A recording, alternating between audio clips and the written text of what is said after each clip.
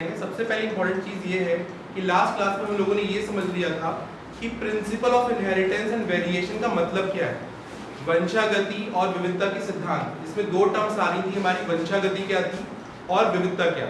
तो आप में से कोई बताएगा वंशागति क्या मतलब क्या होता है? बताओ बेटा।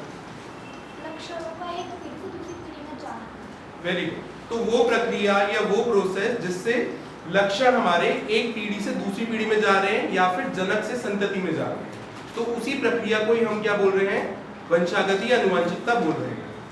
अब हम लोगों ने ये पढ़ने के बाद हम लोगों ने ये भी जाना था कि मेंडल, जो कि उस टाइम के जिनको हम फादर ऑफ जेनेटिक्स बोलते हैं, उन्होंने क्या क्या कार्य करे थे। और हम लोगों ने ये देखा था कि मेंडल का जो वर्क था उनके प्रयोग का नाम क्या था, हाइब्रिडाइजेशन। उस हाइब्रिडाइजेशन एक्सपेरिमेंट में उन्होंने क्या काम करा।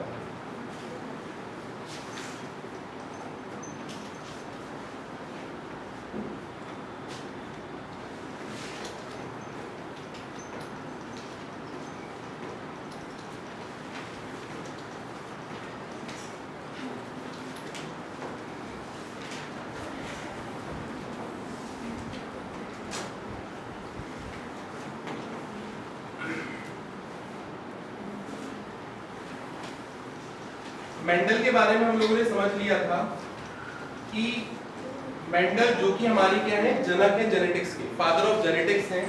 और इन्होंने 1856 से 63 तक, मतलब 7 साल 7 इयर्स इन्होंने एक्सपेरिमेंट करा, शोध करा। और शोध का नाम क्या था हमारा, हाइब्रिडाइजेशन।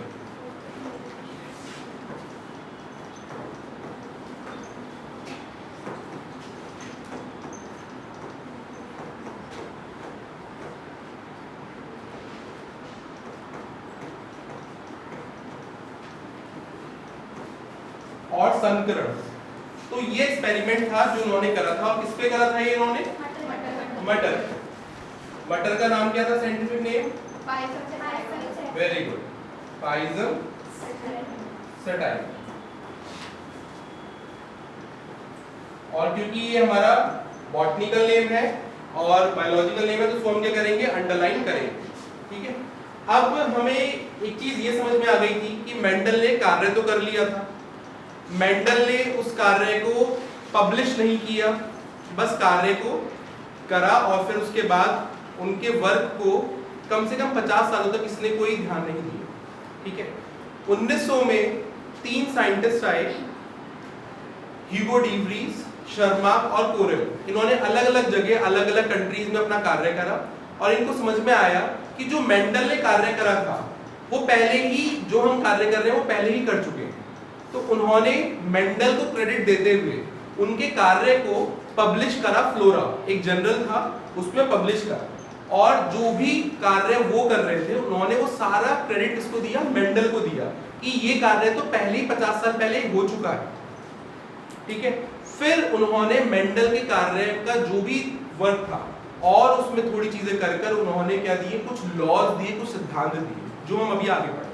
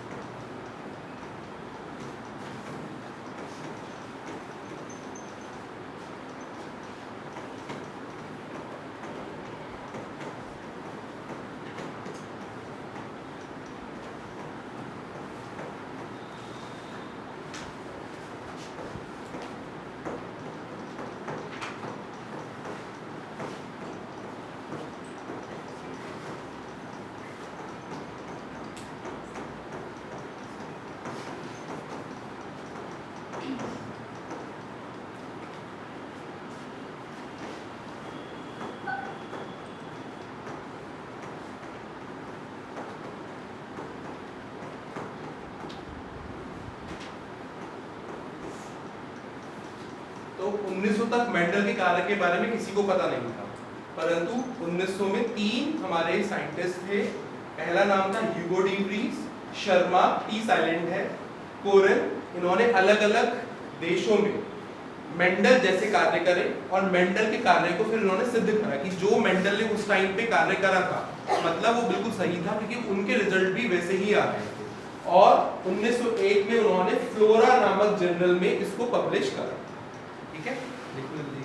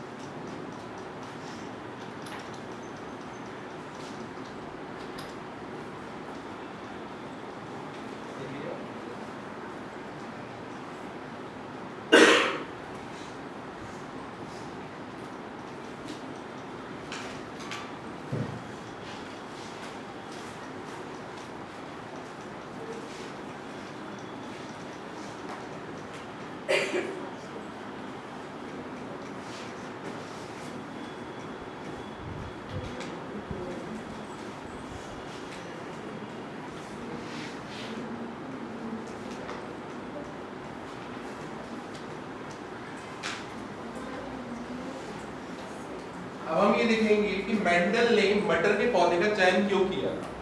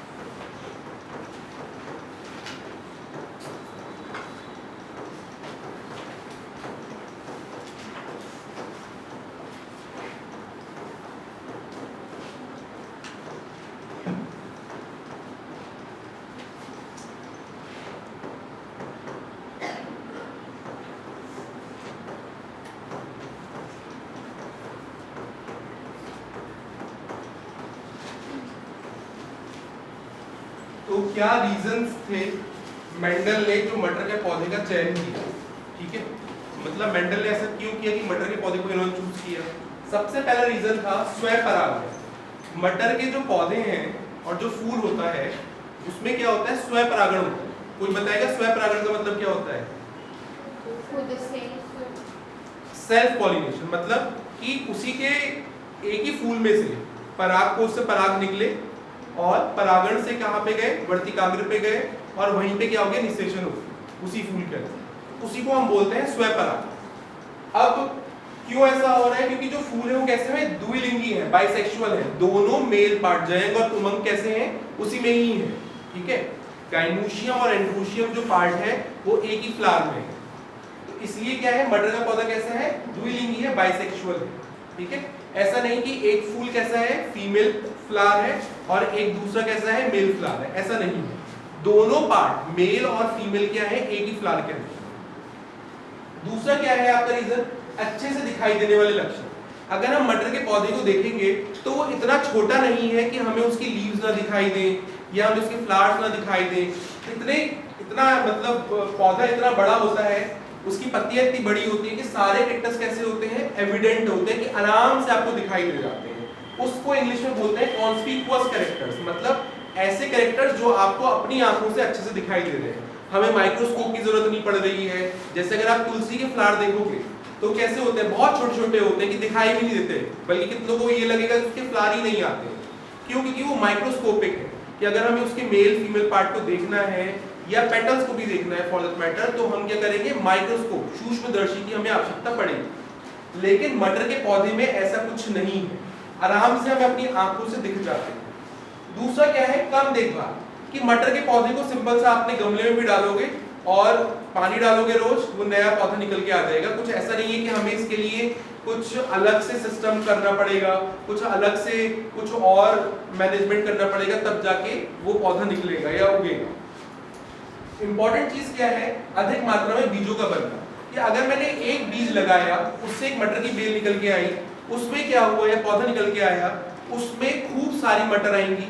उन मटरों की जो फल है, जिसको हम पॉड बोलते हैं, फली बोलते हैं, उस मटर की फली के अंदर क्या होगा, बहुत सारे मटर के दाने होंगे। तो मेरे पास सैंपल साइज जो होगा आगे प्रयोग करने के लिए, आगे एक्सपेरिमेंट करने के लिए, वो बहुत ज्यादा होगा। अब केस ले लो ऐसे कर कर कि एक पौधा हो जिसमें एक ही फल आ रहा हो, उस फल के अंदर एक ही बीज हो, तो हमारे पास सैंपल साइज कैसा हो जाएगा, कम हो जाएगा। जैसे अगर हम आम की बात करें तो एक आम के उसमें एक ही आम है, आप मान लो उस आम के अंदर एक ही बीज है, तो बीज अब जब हम उगाएंगे तो हमारे पास क्या है, एक फल से एक ही बीज आ रहा है, जबकि मटर में ऐसा नहीं है। एक मटर की फली के अंदर कम से कम 5-6 हमारे पास बीज हैं। तो हमारे पास सैंपल साइज कैसा है, बहुत ज्यादा है, जो हमें आगे आने वाले जितने भी प्रयोग होंगे, जो भी हम प्रयोग करेंगे, जो भी शोध करेंगे, उसमें वो हमारे लिए हेल्प करेगा। पांचवी चीज क्या है हमारा, लघु जीवन चक्र। ये सबसे इंपॉर्टेंट चीज है, शॉर्ट लाइफ स्पैन। अगर आप एग्जांपल हम आम का ही ले लेते हैं, मैंने एक आम लिया, आम को मैंने बोया, ठीक है, 5-6 महीने बाद उसमें से पेड़ निकला, 10 साल बाद या 11 साल बाद वो क्या करेगा, उसमें बौर आएगा, फिर उसमें फल आएंगे, उन फलों को फिर मैं दोबारा बोऊंगा। मतलब अगर मुझे स्टडी करना है उस पौधे को, तो मुझे कम से कम मतलब आमतौर पे 10 से 12 साल लग जाएंगे। जबकि मटर के पौधे के साथ ऐसा कुछ भी नहीं है। 3 महीने में हमने मटर के बीज बोए और मैंने जो भी मैं शोध कर रहा हूँ, जो भी उसके ऊपर एक्सपेरिमेंट कर रहा हूँ, वो मुझे 1 साल में 2-3 बार कर सकता हूँ। तो सबसे ज्यादा फायदा इस चीज का है, शॉर्ट लाइफ स्पैन। फिर 6th वाला जो पॉइंट है, ये समझना है, शुद्ध नस्ली पौधे, प्योर लाइन और ट्रू ब्रीडिंग प्लांट। जब मटर में लगातार स्वपरागण हो रहा है, स्वपरागण होने से क्या हो रहा है कि जो मटर के जो लक्षण है वो कैसे हो जा रहे हैं, स्थिर हो जा रहे हैं। मतलब कि अगर टॉल प्लांट था, लंबा एक प्लांट था, ठीक है, उसमें अगर स्वपरागण हो रहा है, तो अब जो बच्चे आ रहे हैं, जो आगे संतान आ रही है, जो संतति है हमारी, जो दूसरी पीढ़ी आ रही है या नई पीढ़ी आ रही है, वो कैसी होगी, वो भी लंबी ही होगी। कैसे होगा, ये अभी हम डिटेल में आगे पढ़ेंगे।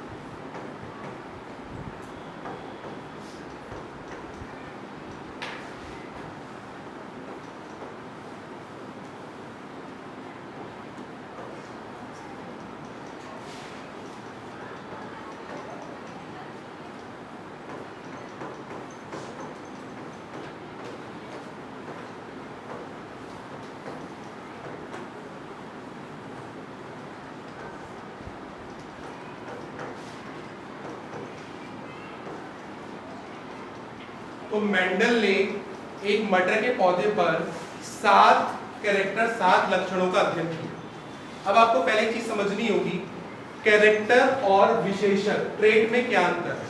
अगर मैं बात कर रहा हूं हाइट की, तो हाइट क्या है, एक कैरेक्टर लक्षण है, लेकिन लंबा होना या बौना होना या छोटा होना वो क्या है, ट्रेट है, विशेषण है। ठीक है, ऐसे ही कलर क्या है, एक लक्षण है, लेकिन गोरा या काला या फिर रेड कलर या व्हाइट कलर ये सारे के सारे क्या है, ट्रेट है। तो कैरेक्टर समझ में आया, ये कैरेक्टर्स हैं, ये सारे के सारे क्या है, हमारे ट्रेट्स हैं, जिनको हम बोलते हैं विशेषण। तो मेंडल ने 7 लक्षणों पर अध्ययन किया और ट्रेट कितने उन्होंने पढ़े, ट्रेट कितने हो गए, कितने हो गए ट्रेट, 7 + 7 14। तो 14 ट्रेट थे और कैरेक्टर कितने थे, 7। ठीक है, अब समझो सबसे पहला कैरेक्टर जो उन्होंने लिया वो उन्होंने देखा मटर के पौधे की लंबाई, हाइट। तो उन्होंने देखा, दो चीजें याद रखो, एक है प्रभावी और एक अप्रभावी। प्रभावी का मतलब क्या है, जो हमें ज्यादा दिखाई दे रहा है। ठीक है, मान लो एक मेरी हाइट, ठीक है, और एक इतना कोई छोटा बच्चा खड़ा हो, तो दोनों में से कौन ज्यादा दिखाई देगा, मैं ज्यादा दिखाई दूंगा क्योंकि मेरी हाइट ज्यादा है। तो ऐसे ही यहाँ पर क्या है, जो टॉल वाला प्लांट था वो हमें ज्यादा दिखाई दे रहा है, तो इसलिए वो क्या हो गया हमारा प्रभावी विशेषण। और अप्रभावी मतलब रेसेसिव, जो कम दिखाई दे रहा है, ऐसा नहीं कि वो है नहीं, वो हमें कम दिखाई दे रहा है, तो वो कम कौन सा था हमारा, ड्वार्फ, बौना। ठीक है, दूसरी चीज आती है हमारा फ्लावर कलर, जो फूल आता है उसमें मटर के पौधे में, उसमें जो ज्यादा दिखाई देता है वो कौन सा कलर होता है हमारा, वॉयलेट या फिर पर्पल। जो कम दिखाई देता है, जो अप्रभावी है, वो क्या है, व्हाइट। उसके बाद आता है फूल की पोजीशन, कि फूल कहां पे है। दो चीज याद रखो, अगर ये है,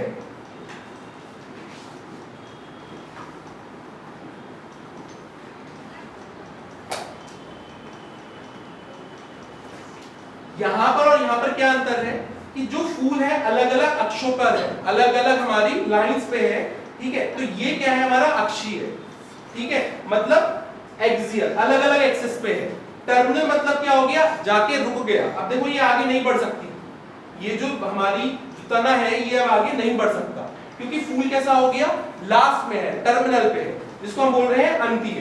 तो जो ज्यादा दिखाई दे रहा था वो कौन सा था हमारा, अक्षीय वाले, ऐसे वाले फूल ज्यादा थे, अंतीय वाले कैसे थे, कम थे। दूसरा है जो आपको याद रखना है, फ्रूट का कलर। जो मटर होता है, मटर के पौधे में जो फूल होता है उसको क्या बोलते हैं हम, जो फ्रूट होता है उसको क्या बोलते हैं हम, फली। तो फली कौन से कलर की दिखती है ज्यादातर, हरी, और जब सूखी हो जाती है तब कैसी दिखती है, पीली। ऐसे ही क्या है, फली की शेप ज्यादातर देखिए कैसी होती है, फूली हुई होती है, इसको हम बोलते हैं फुल। और कभी कभी कैसी होती है, पिचकी भी होती है, तो वो क्या हो गई हमारी कॉन्सेंट्रेट। मम्मी बोलती है ना कि फूली वाली मटर लेके आना, पिचकी मत लाना, तो पिचकी भी कैसी हो गई हमारी, रेसेसिव, अप्रभावी। अब ऐसे ही याद रखो, मटर के बीज, सीड कलर, कलर में याद रखो मटरा, नॉट मटर। जो मटरा दाल होती है ना, वो कैसे कलर की होती है, येलो। और उस येलो मटरा में कुछ कुछ हरे हरे बीज भी होते हैं, तो वो हो गए ग्रीन। तो यहाँ पर येलो कलर डोमिनेंट है, ग्रीन कलर रेसेसिव है।